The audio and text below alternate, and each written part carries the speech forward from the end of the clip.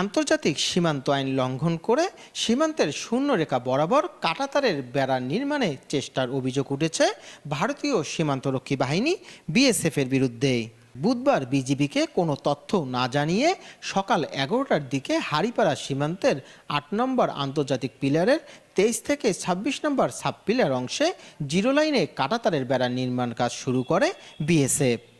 পরে বিজিবি সদস্য ও স্থানীয়দের বাধার মুখে পড়ে কাঁটাতারের বেড়া নির্মাণ কাজ বন্ধ রাখা হয়।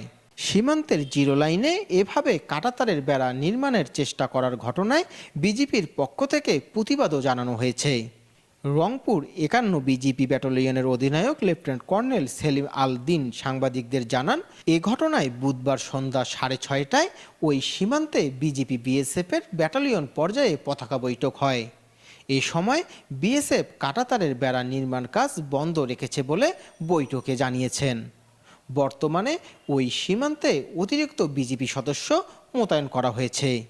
ডেস্ক নিউজ, লালমনির চিত্র।